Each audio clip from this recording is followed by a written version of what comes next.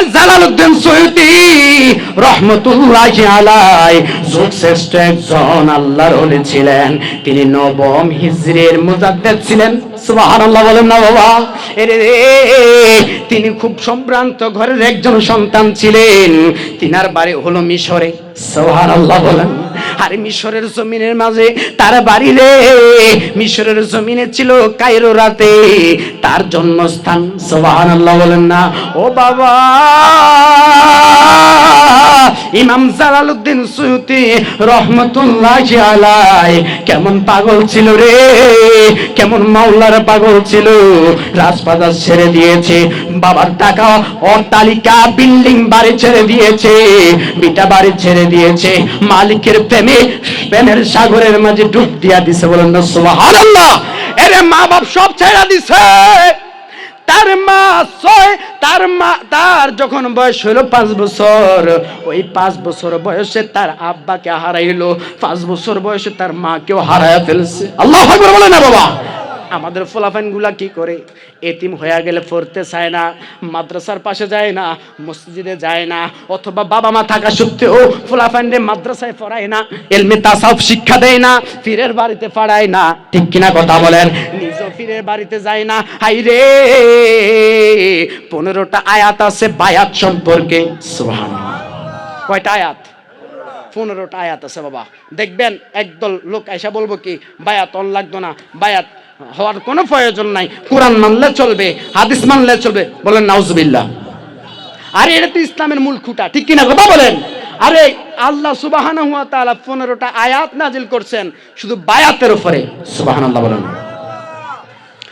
এ আমার মুসলমান ইমানদার ভাই বাবারা, আজকে অসুস্থ শরীর নিয়ে আপনাদের সামনে আসলাম। আমি গত এই চলতি মাসের 3 তারিখে অ্যাক্সিডেন্ট হইলাম। দেখেন কেমন। আমি যখন অ্যাক্সিডেন্ট হয়ে গেলাম, অ্যাক্সিডেন্ট হওয়ার পরে আমার যখন পাউটাকে প্লাস্টার করা হলো, হঠাৎ করে রাত্রে বেলা দেখলাম কে জানি 3টা টান দিছে এভাবে ফায়ের মাধ্যমে দইরা। 15 দিন পরে বেন্টিস খোলা যখন ডাক্তারে যখন আবার এক্সরে করলো, এই ফায়ের মাঝে আর কোনো ফাটা নাই। দেখেন এই ফায়ের মাঝে এখনো দাগ দেখা যায়, অ্যাক্সিডেন্টের দেখা যায় কিনা কথা বলেন? ওলি আল্লাহদের কেরামত সত্য। ঠিক কিনা কথা বলেন? আল্লাহর ওলিদের বড় কেরামত। হায়রে জালালউদ্দিন সৈয়দী রহমতুল্লাহি আলাইহি বড় মাপের একজন আল্লাহর ওলি ছিলেন। এমন একজন আল্লাহর ওলি ছিলেন রে, তিনি যখন ন্যায়ের কথা বলতো, মিশরের কায়রোরা থেকে তাকে বাইর করে দেওয়া হলো। তাকে এমন মারা মারছে রে, মানুষের প্রতি বড় কষ্ট আইসা গেছে। আল্লাহর কাছে আল্লাহ গো, তোমার অবুঝ বান্দারা বোঝে না, তুমি তাদেরকে গজব দিও না। কিন্তু হুজুর কয় আল্লাহর কসম কয়া কই রে, মিশরের জমিনে আর থাকতাম না, মিশরের জমিনে থাকতাম না। মিশরটাকে ত্যাগ করে দিল, নিজের জন্মভূমি ত্যাগ করে চলে গেল।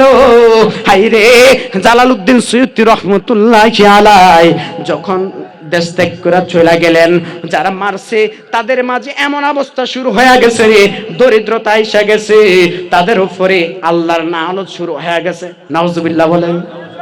এই দেশে ওলিয়া উলিয়ার সাথে বেয়াদবি করে কি করে না? আর জোরে বলেন করে কি করে না? ও বাবা, ওলি আউলিয়াদের মাজার গুলারে ভাঙতেছে, ভাঙে কি ভাঙে না? এই বাংলাদেশের মাঝে 90টার উপরে মাজার ভাঙছে। ঠিক কিনা কথা বলেন? আর উপর দিয়া মাজার ভাঙ্গা লাভ হইব কি? মাটিটারে সরাইয়া দাও, মাটিটারে সরাইয়া দেখো যেই কবরের মাঝে, যেই মাজারের মাঝে যে আল্লাহর ওলি জীবিত আছে কিনা। যদি জীবিত থাকে মনে করো যে এইটাই হক দল। ঠিক কিনা কথা বলেন? কথা কয় না রে বাবা। ঠিক কিনা কথা বলেন? আমার কথা হলো মাজার মাংস ঠিক আছে বুঝলাম, ইট দ্বারা করছে, এটাই তো নাকি না? ঠিক কিনা কথা বলেন না বাবা? ইট দ্বারা বানাইছে, বাংশ বালা কথা, ফুরাটা ভাঙ্গো, মাটিটারও সরাও, দেখো তাজা লাশ পাওয়া যায় কিনা। যদি পাওয়া যায় এটা সত্য। ঠিক কিনা কথা বলেন? এটাই হক। ঠিক কিনা কথা বলেন? এই দেশ ওলি আউলিয়া কেরামের দেশ। ঠিক কিনা কথা বলেন? এই হিন্দুস্থানে আউলিয়া কেরামরা ইসলাম এনেছে। ঠিক কিনা কথা বলেন? তোমার মতন নজদি ইসলাম আনে নাই। ঠিক কিনা কথা বলেন? এ বন্ধু, আল্লাহর ওলি ইমাম জালালউদ্দিন সৈয়দী রহমতুল্লাহি আলাইহি তিনি যখন দেশ ত্যাগ করে চলে গেছে, 10 জন লোক লোক ডাক দিয়া কয়, বন্ধুদের মাঝে একত্রিত হয়ে কয়, হাই রে আমরা তো আশ্রয়হীন হয়ে গেলাম, বাসস্থান হারিয়ে ফেলছি, হাই রে আমাদের তো যাবার কোনো আর রাস্তা নাই, আমরা কার কাছে কি শিখবো, আমরা তো সব বিটা বাড়ি বিক্রি করতে হয়েছে, আমরা তো সব কিছু হারিয়ে ফেলছি, চল রে জালালউদ্দিন সুয়ুতির কদমে চল। আল্লাহ আর জোরে কইতেন আল্লাহু আকবার। জালালউদ্দিন সুয়ুতি রহমতুল্লাহি আলাইহির কদমে যাইয়া কয়, হুজুর আমরা আপনাকে বড় কষ্ট দিয়েছি, ও হুজুর আমি আপনারে জুতা মারছি, ও হুজুর আমি আপনারে আঘাত করছি, আমি বদনাম মেলাইছি, এমন ভাবে যখন বর্ণনা দিতেছে, হায় রে জালালউদ্দিন সুয়ুতি নিচের দিকে চাইয়া চোখের পানিগুলা টপ টপ করে ছাইরা দিছে। আল্লাহু আকবার বলেন।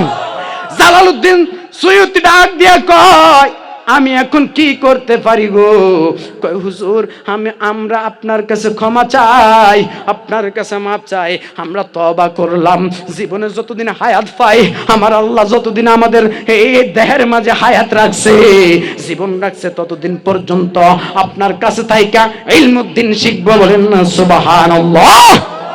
এই কথা বলার পরে জালালউদ্দিন সুয়ুতি রহমতুল্লাহি আলাইহি তিনাদেরকে স্থান দিয়েছেন, আশ্রয় দিয়েছেন। আশ্রয় দেওয়ার পরে ডাক দিয়া কই, হুজুর ও হুজুর আমাদেরকে ইলমি তাসাউফ শিক্ষা দেন, আমরা ইলমি তাসাউফ শিখবো, আমরা কোরআন হাদিস শিখবো, ইলমে মারিফাত শিখবো, ইলমে শরীয়ত শিখবো, ইলমে তরিকত শিখবো, ইলমে মারিফাত শিখবো, ইলমে হাকিকত শিখবো। সুবহানাল্লাহ বলেন।